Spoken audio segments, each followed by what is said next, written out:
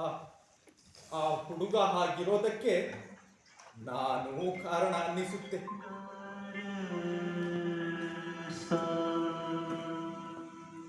ಗೇಟಾಚೆ ತಿರುಪೆಯ ಮುದುಕಿ ಅನ್ನಕ್ಕೆ ಅರಚುವ ಹೊತ್ತು ನಾ ಹೇಗೆ ಊಟ ಮಾಡಲಿ ಹೇಳು? ಆ ಕೂಗು ಮನುಷ್ಯರದೋ ಪ್ರಾಣಿಯದೋ ಅಥವಾ ಶತಮಾನಗಳ ಹಸಿವು ತಾಳಿದಾಕಾರವೋ? ಹೇಗೆ ಕೇಳಲಿ ನಾನು? ಕೇಳಿಯೂ ಹೇಗೆ ಸುಮ್ಮನಿರಲಿ? ಆ ಮುದುಕಿ ಆಗಿರೋದಕ್ಕೆ ನಾನು ಕಾರಣ ಅನ್ನಿಸುತ್ತೆ.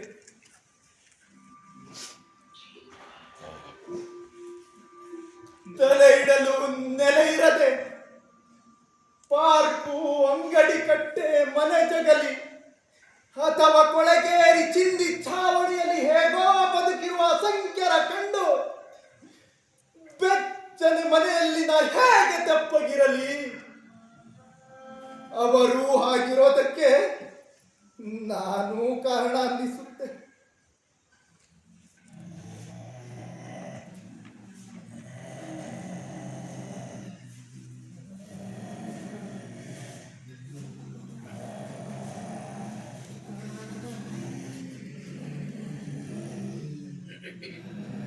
ಹಗಲು ഇരുಳು, ಈ ನೋಟಗಳು, ಈ ಕೂಗುಗಳು, ನೋವುಗಳು ಈಟಿಯ ಹಾಗೆ ನಾಟಿ ನುಗ್ಗುತ್ತವೆ ಮನೆಯೊಳಕ್ಕೆ, ಮನದೊಳಕ್ಕೆ, ನಿದ್ದೆಯೊಳಕ್ಕೆ, ಮತ್ತೆ ಕನಸಿನೊಳಕ್ಕೆ.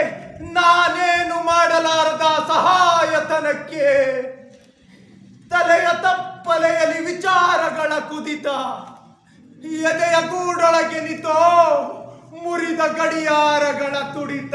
ಹಗಲು ഇരുಳು.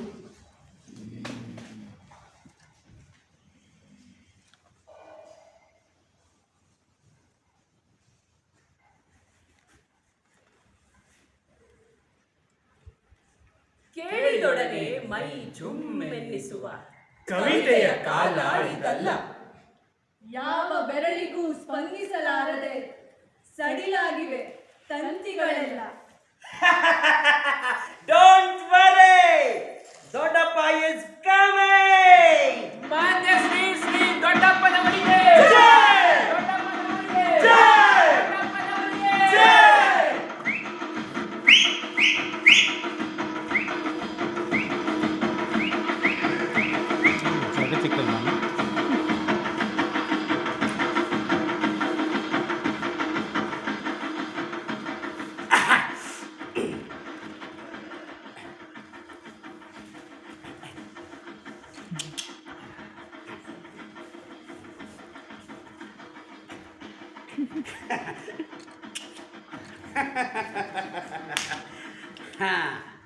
ಅಯ್ಯ ಮರಿ, ನೀನಾಗು ಕುರಿ ಅಥವಾ ನರಿ. ಕುರಿಯಾದರೆ ವಾಸಕ್ಕೆ ಬೆಚ್ಚನೆಯ ರೊಪ್ಪ, ಹಚ್ಚನೆಯ ಕಾಂಟ್ರಾಕ್ಟ್ ಹಿಡಿದ ಹುಲ್ಲುಗಾವಲು, ಕೆಂಪು ಕಣ್ಣಿನ ಜೋಲು ನಾಲಿಗೆಯ ಡೊಂಕು ಬಾಲದ ರಕ್ಷೆ ಎಂದು ನೀ ಯಾವುದಕ್ಕೂ ಯೋಚಿಸುವ ಕಷ್ಟವೇ ಇಲ್ಲ. ಸುಮ್ಮನೆ ಕುರುಬ ಹೇಳಿದ ಹಾಗೆ ಒಂದರ ಸಂಧಿಯಲ್ಲೊಂದು ತಲೆಯನ್ನು ತೋರಿಸುತ್ತಾ ಕಾಲ ಕಾಲಕ್ಕೆ ಕತ್ತರಿಸುವನ ಕೈಗೆ ಮೈಮೇಲೆ ಬೆಳೆದ ತುಪ್ಪಟವನ್ನು ಒಪ್ಪಿಸುತ್ತಾ ತೋರಣಕ್ಕೆ ತಂದ ತಳಿನ ಮೇಯುತ್ತ ಹಾಯಾಗಿ ಬದುಕಬಹುದು.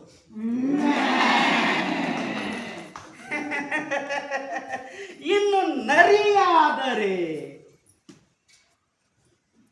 ಮೃಗರಾಜನ ಆಸ್ಥಾನದಲ್ಲಿ ಪಾದ ಪೀಠದ ಮೇಲೆ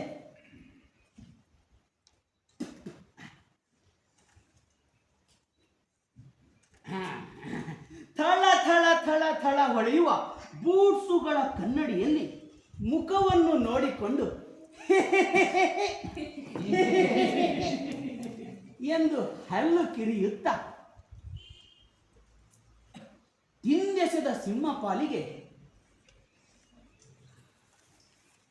ಬಾಧ್ಯಸ್ಥನಾಗಿ ಬಾಲವಲ್ಲಾಡಿಸುತ್ತಾ ಹದ್ದುಗಳ ಜೊತೆಗೆ ಹಾರಿಕೊಂಡು ಹಾಯಾಗಿ ಬದುಕಬಹುದು.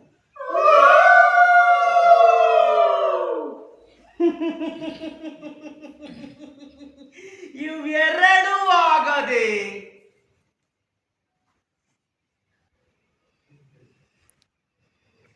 ಮನುಷ್ಯನಾಗಿ ಬದುಕುತ್ತೀನಿ ಎಂದರೆ ಬಂತು ನಿಮಗೆ ತೊಂದರೆ. ಅದಕ್ಕೆ ಹೇಳುತ್ತೇನೆ ಮರಿ, ನೀನಾಗು ಕುರಿ ಅಥವಾ ನರಿ.